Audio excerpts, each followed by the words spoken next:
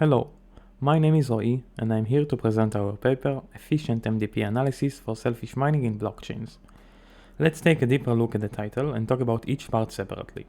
First, blockchain. We will discuss blockchain protocols like Bitcoin and Ethereum.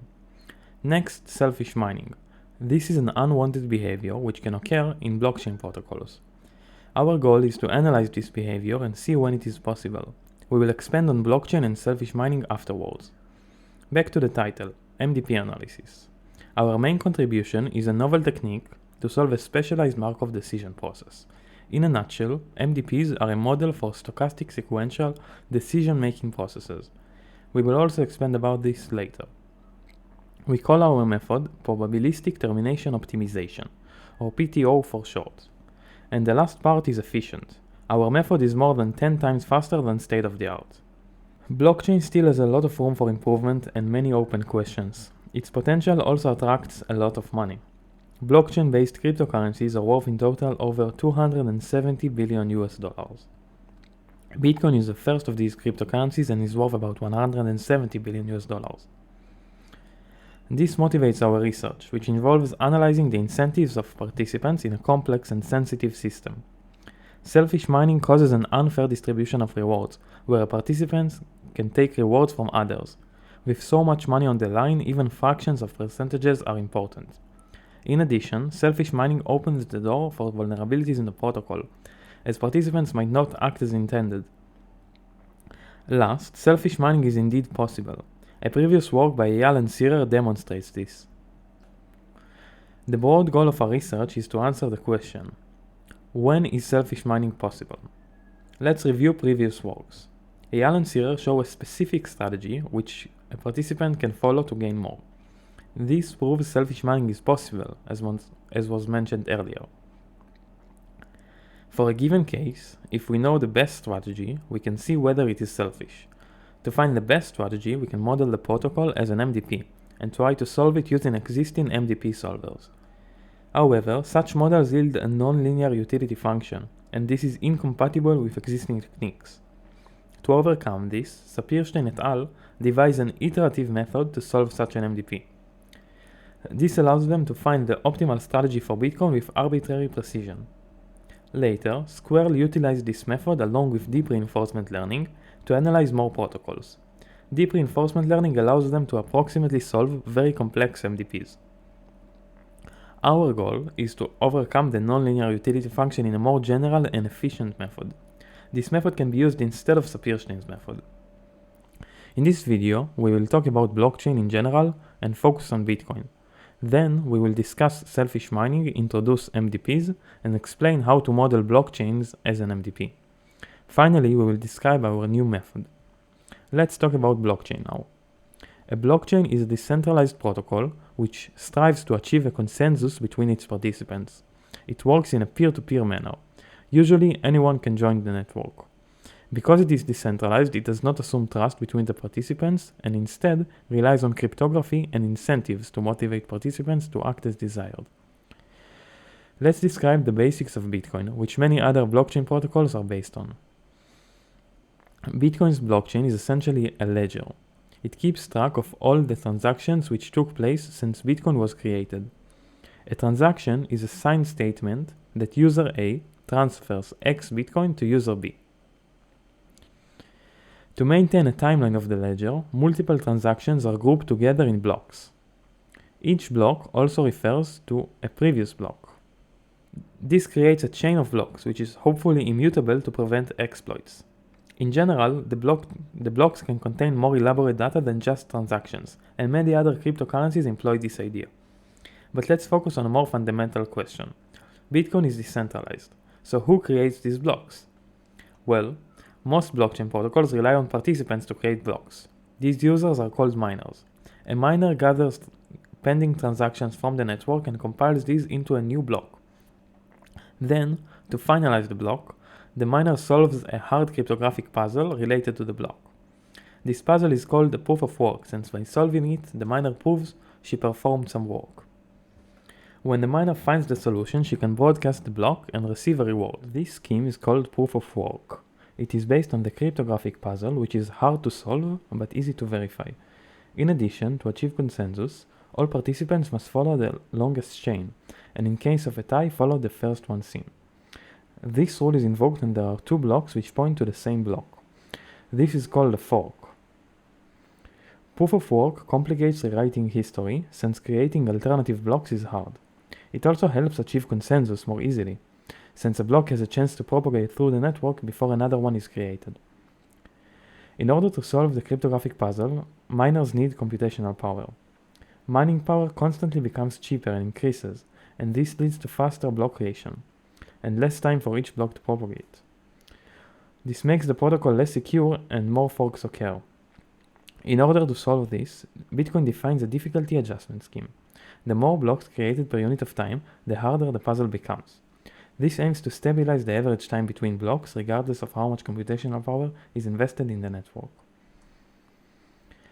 Now let's talk about how miners should behave and focus on how Bitcoin was designed. Miners are expected to act honestly. In this case, miners need to follow the longest chain, and in addition, after creating a new block, a miner is expected to publish it immediately. If everyone acts honestly, everybody should get their fair share of the rewards based on how much power they invested. Now, let's talk about selfish mining. Selfish mining is when the miner deviates from the prescribed protocol and gains more than her fair share. For example, the miner can maintain a secret private chain and publish it when it maximizes a revenue. In this example, the miner's chain is the longest, so the previous chain is abandoned by other miners. The intuitive idea behind this is to risk previous work, but possibly get a reward, get others to waste their work. This causes more forks and decreases the effective computational power for the difficulty adjustment mechanism. By doing this, the miner increases her share of the rewards. Ideally, selfish mining should not be possible, and the best strategy should be being honest. This concludes our background on blockchain. Now, let's talk about MDPs.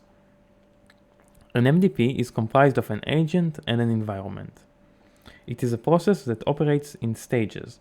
In each stage, the agent chooses an action out of the available options. The action then affects the environment, which is captured by a state from a known state space. The environment transitions stochastically to a new state depending on the current state and the chosen action. This is what makes the process Markovian. The agent then observes the new state and receives a reward. Then the agent chooses another action and so on.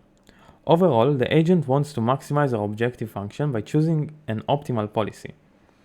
A policy is a function from the state space to the action space, which captures for every state the action the agent chooses. Standard objective functions include the average reward, which is the average of total rewards over an infinite horizon. Another objective is the stochastic shortest path, which assumes there is some terminal state, and the objective is to maximize the sum of rewards until termination. There are exact solving algorithms, such as value iteration and policy iteration. Both methods are guaranteed to converge to a solution and provide arbitrary precision. Now, let's talk about how to model a blockchain protocol as an MDP. We consider a rational miner and wish to find our best strategy. Then we can see whether it is honest or not. We can model the mining process as an MDP. At each stage, the miner chooses which block to try to extend and whether to publish a private chain. However, we need to pay special attention to the miner's objective function. Obviously, the miner wants to maximize a reward, but because of the difficulty adjustment scheme, the miner needs to take the slowdown factor into consideration. The miner should want to maximize a reward per unit of time. Thus, we get a nonlinear form of the miner's objective function, a ratio between two sums of step rewards for an infinite horizon. The numerator takes the actual reward into consideration, while the denominator takes the time into consideration. We call an MDP with this criterion an average reward ratio MDP, or ARR MDP. For Bitcoin, the numerator is the number of blocks created by the miner, and the denominator is the total number of blocks created. Now that we've talked about the problem, let's talk about the solution. Sapirstein et al. Model Bitcoin as an ARR MDP and design an iterative method to solve such an MDP. They transform the MDP into a parameterized linear objective MDP. They then perform a binary search on the new parameter and show the search converges to the optimal solution of the original MDP. In each stage, they solve a linear objective MDP using standard methods. They use this method to solve selfish mining for Bitcoin and find its security threshold, the minimal computation power required to be able to perform selfish mining. Our method, PTO, relies on solving only a single stochastic shortest path MDP. The method's goal is to overcome the nonlinear utility function, which takes the form of a ratio. We can attempt to limit the number of steps in the process and stop after t steps. This will get rid of the limit and can give a good approximation, but the function is still not linear. Instead, we can attempt to stop after h blocks. This fixes the denominator and leaves us with a linear function. However, this requires the process to keep count of the number of blocks. We don't want that because it greatly increases the state space. Instead, we can settle on ending the process after h block in expectations. Using a memoryless distribution, there is no need to count blocks. In summary, we take an ARR MDP and transform it into another MDP, which we call a probabilistic termination MDP. We transform the MDP by adding a terminal state. Then we change each transition to have a probability to terminate the process. The probability depends on some chosen positive parameter h and the step reward of the denominator dt. Each unit of dt is equivalent to a coin toss, which terminates the process with probability 1 over h. This resembles a geometric distribution, thus ensuring the process terminates after h blocks in expectation. PTMDP is a stochastic shortest path MDP with a linear objective function. The probability to terminate pushes the agent to find a balance between the actual reward and the difficulty factor. We get that PTMDP approximates the original ARR MDP well. Our main result proves an error bound for the approximation error. The revenue of any policy pi in both MDPs is equal up to 1 over h times a constant. We can choose h, so this enables us to get arbitrary precision. We use our method and manage to recreate state-of-the-art results for Bitcoin obtained previously by Sapir-Stein. Our method manages to do this 10 times faster. We also surpass state-of-the-art results for Ethereum obtained by Squirrel. Since their approach is based on deep reinforcement learning, the results are not necessarily optimal. Our results give a good approximation thanks to our theoretical results. So let's recap. We wanted to analyze an MDP to find the best strategy of a rational miner to know if selfish mining is possible. We first model the mining process as an ARR MDP.